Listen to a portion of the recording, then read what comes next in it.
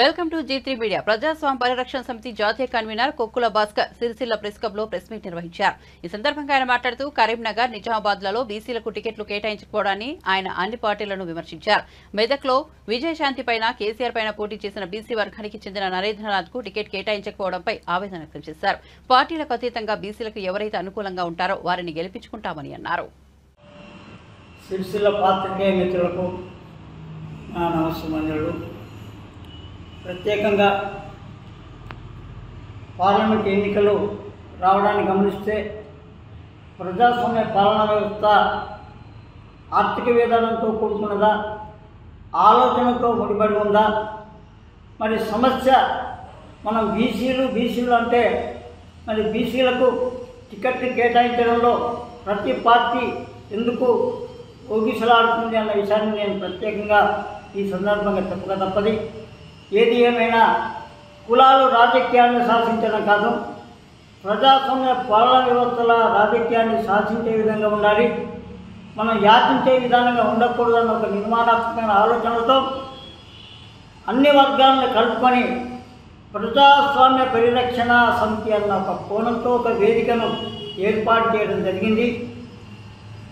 ప్రధానంగా ప్రజాస్వామ్య పాలన వ్యవస్థలో మనం రాసుకున్న చట్టాలు ఎవరికి చుట్టాలనుకున్నప్పుడు ప్రజాస్వామ్య పరిరక్షణ సమితి కూడా ఒక అసెంబ్లీ స్థాయి కమిటీలను, పార్లమెంట్ కమిటీలతో పాటు కవులు, కళాకారులు, రచయితలు, గాయకులు, పాత్రికేయులు, మేధావులు, సంఘ సంస్కర్తలే అసలైన నిర్దేశాన్ని సామాజిక పరంగా చేయడంలో మన పాత్ర బలంగా ఉండాలి అన్న ఒక కోణంలో ఈ సంస్థను ఏర్పాటు చేయడం జరిగింది. ఇది కేవలం సిరిసిల్లలో అని కాకుండా ప్రతి అసెంబ్లీ పరిధిలో, పార్లమెంట్ పరిధిలో, తెలంగాణ రాష్ట్రంలోనే కాకుండా జాతీయ స్థాయిలో దీని పునాదులు బలంగా ఉంటాయి. అయితే ఈ నెలాఖరులో ఈ పార్లమెంటు స్థాయి ఎవరికైనా టికెట్లు కేటాయించాలి. ఎవరు పార్టీ టికెట్లు 800 కోట్లు కొనుక్కుంటారో కొనుక్కోనివ్వండి, తప్పు లేదు. ఎందుకంటే వాళ్ళు పూర్తిగా డబ్బున్న వాళ్ళకే రాజకీయం ఒక కోణంలో వాళ్ళు బలంగా ఉన్నారు కాబట్టి వాళ్ళ బలాన్ని మనం తక్కువగా అంచనా వేయలేం. ఇక్కడ ఓట్లు కొనుక్కోవడం అనేది తెలంగాణ రాష్ట్రం వచ్చినాక మరి విచ్చలవిడిగా జరిగిన ఈ విధానాన్ని అరికట్టడంలో మనకు పార్లమెంటులో కనీసం అంటే కరీంనగర్, నిజామాబాద్లో బలంగా ఉన్న బీసీ వర్గాలకు టికెట్లు కేటాయించకపోవడంలో మీ ఆలోచన విధానం ఏంటి అని ఈ పద్మశాలి పరిరక్షణ కమిటీ, పద్మశాలి జాతీయ సంస్థ పరంగానే కావచ్చు, లేదా బీసీల పరంగానే కావచ్చు, మన పరిరక్షణ సమితి పరంగానే కావచ్చు, బలంగా ప్రశ్నిస్తుంది. ఈరోజు వీరు జీవన్ రెడ్డికి టికెట్ ఇవ్వడం, నేను పేరు చెప్పడం కాదు, ఇక్కడ ఎమ్మెల్సీగా ఉన్నాడు, మరి పార్లమెంట్ టికెట్ మీరు ఎవరికి ఇవ్వాలి? మరి పదవులు ఉన్న వాళ్ళకే పదవి ఇవ్వడం అంటే ఎంతవరకు సమంజసం అని చెప్పి నేను కాంగ్రెస్ను ప్రశ్నిస్తున్నాను.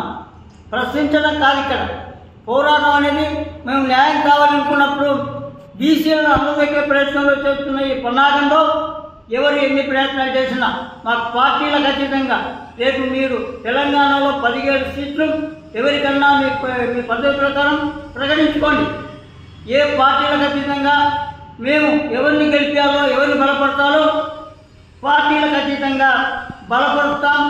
ఆ పార్టీ అభ్యర్థిని గెలిపించుకుంటాం. మా బీసీ వర్గంలో ఉన్న ఒక్క బీసీ అంటలేం, అంటే మిగతా వర్గాలు కూడా ఆర్థికంగా ఆలోచన ఉన్న వాళ్ళు మిగతా వర్గాలు ఉన్నారు, కానీ వాళ్ళకు కూడా అన్యాయం జరిగింది. నేను ఒకటే అంటాను, మనకు అంటే మనం తెలంగాణ రాష్ట్రం వచ్చాక మా నరేంద్రనాథ్ గారు ఆర్థికంగా బలంగా ఉన్నారు. మెదక్ నుండి బీజేపీ నుండి పోటీ చేశారు, తర్వాత కాంగ్రెస్ నుంచి కేసీఆర్ మీద పోటీ చేశారు, విజయసాయి మీద పోటీ చేశారు. మరి అతని టికెట్ ఇవ్వడంలో ఎందుకు విసలాడుతున్నారు అని నేను ప్రశ్నిస్తున్నాను. మరి మా వాళ్ళు బలంగా లేరా? అలాంటి ఆర్థికంగా ఉన్నవాళ్ళు కూడా ఉన్నప్పుడు మరి ఆర్ సత్యనారాయణ ఒకప్పుడు ఎమ్మెల్సీ గ్రాడ్యుయేట్ చేసినప్పుడు మరి ఆయనకు టికెట్ ఇవ్వడానికి మెదక్ సీటుకు అతను అనర్హుడా? వీళ్ళు మెదక్లో ఉన్నప్పుడు మీరు వేరే వర్గానికి మీరు ఎలా కేటాయిస్తారని చెప్పి ఈ సందర్భంగా మేము గొంతు విప్పక తప్పడం లేదు. ఒక కులం కాదు, ఇక్కడ బీసీ వర్గం, బీసీ కాదు, అవసరం అనుకుంటే మిగతా వర్గాలకు కూడా అన్యాయం జరుగుతుంది.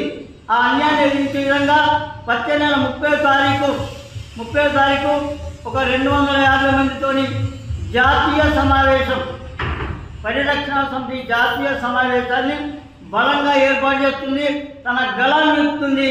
మీ పార్టీ టికెట్లు అమ్ముకుంటారా, కొనుక్కుంటారా, ఓట్లు కొనుక్కుంటారా, సీట్లు కొనుక్కుంటారా, అది మీకు సంబంధించిన విషయం.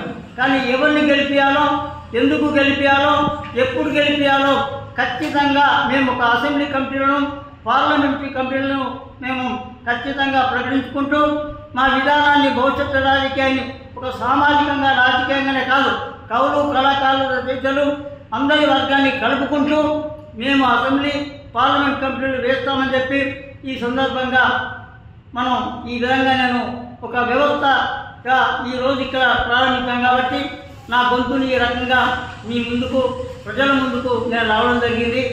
మరి జై తెలంగాణ, జై జై తెలంగాణ.